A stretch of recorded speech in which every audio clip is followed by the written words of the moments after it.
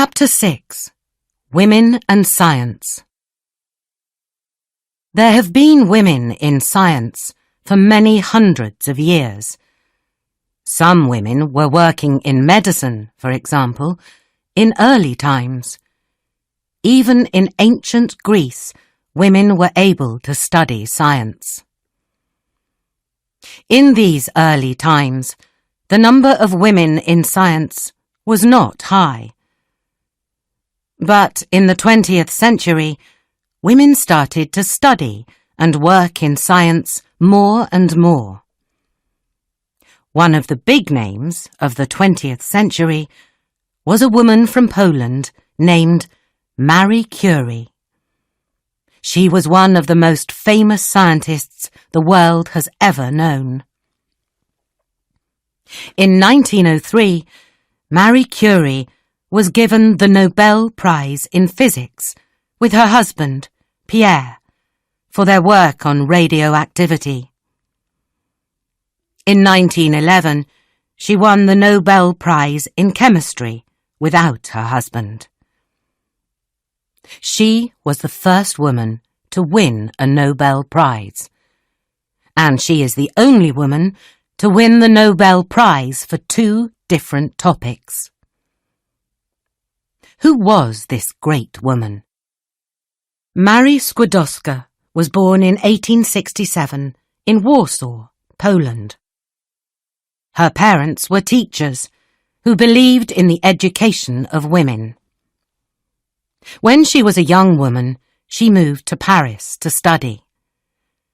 There she met Pierre Curie, who became her husband. They were both working with radioactivity.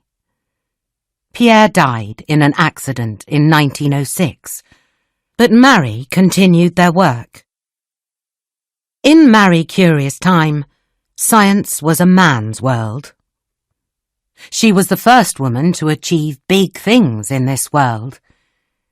She was also the first woman to get a PhD from a French university. And she was the first woman to become a professor at the University of Paris. Today we know that Marie Curie was a Nobel Prize-winning scientist, but we must remember that it almost did not happen. In 1903, the French Academy of Sciences wrote a letter to the Nobel Committee. They wanted Pierre Curie and another man to win the Nobel Prize in Physics. Marie Curie's name was not there. Then a Swedish professor of mathematics called Gösta Mittag-Leffler, who was on the Nobel Committee, wrote a letter to Pierre Curie. Marie Curie worked on the research too, didn't she? He asked. So Pierre wrote back to the Nobel Committee. He and Marie had to be thought about together for our research on radioactive bodies, he wrote. That is why the Nobel Prize was given to both Pierre and Marie. Marie Curie's work was very important. She had important ideas about radioactivity and discovered polonium, P-O, and radium, R-A. Polonium was named after her country, Poland. She opened the Curie Institutes in Paris and in Warsaw. They are still important places to study medicine today. The Curie's work helped to make X-rays, which are very important in medicine today. During World War I, Marie helped to put X-ray machines in ambulances, which Marie herself drove to the places where they were needed. She worked for the International Red Cross and taught doctors how to use X-rays. Marie was very good at this important and dangerous work. But men scientists in France gave Marie a lot of problems, and she never got enough money for her work. At the end of the 1920s, Marie became very ill because of her work, and she died in 1934. Later, in the 20th century, there were more women in science, and some of them did very important work. However, they did not win any Nobel Prizes. For example, Lise Meitner, 1878 to 1968, was an Austrian-Swedish scientist who worked on radioactivity and physics.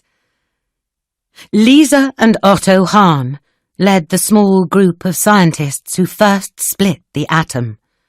Their work was published in 1939. Lise was very famous late in her life, but she was not given the 1944 Nobel Prize in Chemistry. That was given to Otto Hahn. Since then, many scientists and journalists have asked why Lise did not get the Nobel Prize. Was it because she was a woman? Another woman who did not get a Nobel Prize is Rosalind Franklin. She was a British scientist who was born in 1920.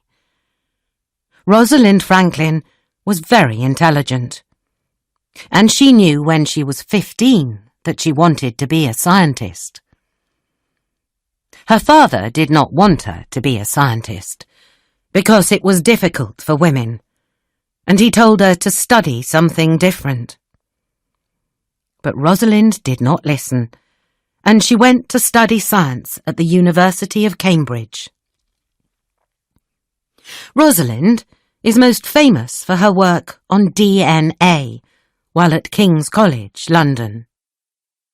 Her work helped other scientists discover how DNA is made. James Watson, Francis Crick, and Maurice Wilkins got the Nobel Prize for this work in 1962. Rosalind died in 1958. Because the Nobel Prize can only be shared between 3 living scientists, Rosalind's work was not spoken about when the prize was given to James, Francis, and Maurice. Many people believe that Rosalind, like Lise Meitner, did not get the Nobel Prize because she was a woman. Since those days, a lot of female scientists have won the Nobel Prize. Women like Barbara McClintock, Rita Levi-Montalcini, and Gertrude B. Elion. Now more and more women are entering science. Tu Youyou is a Chinese chemist who won the Nobel Prize in 2015. She is most famous for discovering a medicine for malaria, which has saved millions of lives. Today, still only 30% of the world's scientists are women. But the numbers are getting higher. Now there is a group of young women scientists who are doing wonderful things. American Emily Levesque is one of them. Emily is an astronomer, a scientist who studies the stars in the sky.